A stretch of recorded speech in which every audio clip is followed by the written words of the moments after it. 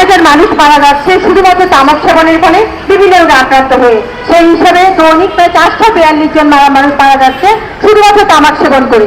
তামাক সেবনের ফলে যদি দৈনিক 442 জন মানুষ মারা যায়, তাহলে এর প্রতিকার অবশ্যই দরকার। কিভাবে আমরা এটা কন্ট্রোল করতে পারি, এই মৃত্যুর মিছিল ঠেকাতে হলে তাহলে প্রথমেই আমাদের যে পদ্ধতিটা অবলম্বন করতে হবে, উন্নত বিশ্ব এবং বিভিন্ন রাষ্ট্রে যে পদ্ধতিগুলো অবলম্বন করে, সেটা হচ্ছে যখনই তামাক পণ্যের ব্যবহারের মাত্রা বেড়ে যায় তখনই তার উপরে কর বৃদ্ধি করে যায়। আমাদের এটা হচ্ছে এটা একটা অন্যতম একটা ভালো পদ্ধতি, তামাক পণ্যের উপর কর বৃদ্ধি করে দেওয়া।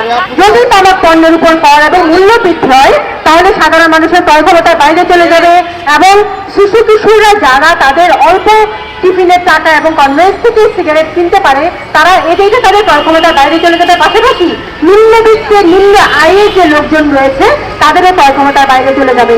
তাহলে যখন এই ক্রয় ক্ষমতার বাইরে চলে যাবে, তখন সিগারেটের প্রতি বা তামাক পণ্যের প্রতি একটা আকর্ষণটা কমে যাবে যে এত দাম দিয়ে কিনে কেউ খাবে না। তাছাড়া আরেকটা সিগারেট কোম্পানিগুলো আরেকটা অপপ্রচার চালাচ্ছে যে যদি তামাক পণ্যের উপর কর বৃদ্ধি বা মূল্য বৃদ্ধি পায়, তাহলে এই সিগারেটের দাম যখন বেড়ে যাবে তাহলে বাইরে থেকে সিগারেট আমদানি বেড়ে যাবে। কিন্তু এটা একেবারে ডাহা মিথ্যে কথা। কারণ আমাদের দেশে একটা সিগারেটের দাম যেই মানে এইরকম কম আর কোনো দেশে নেই।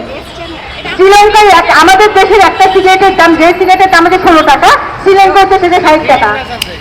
এই নীতি আমাদের সরকার যাতে দাম না দেয়, এবং এতে কিন্তু সরকারের রাজস্ব বৃদ্ধি পাবে, বৃদ্ধির পাশাপাশি যদি মূল্য বৃদ্ধি পায় সরকারের রাজস্ব বৃদ্ধি পাবে। আমরা জানি যে প্রতি বছর সিগারেট কোম্পানিগুলো সরকারকে অনেক টাকা রাজস্ব দেয়, কিন্তু 2018 সার্ভে অনুযায়ী এখানে এসেছে যে প্রতি বছর তামাক কোম্পানিগুলো থেকে যে রাজস্ব আয় আসে সেটা হচ্ছে 22,000 কোটি টাকা।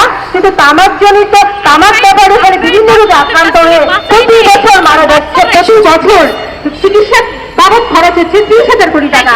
অর্থাৎ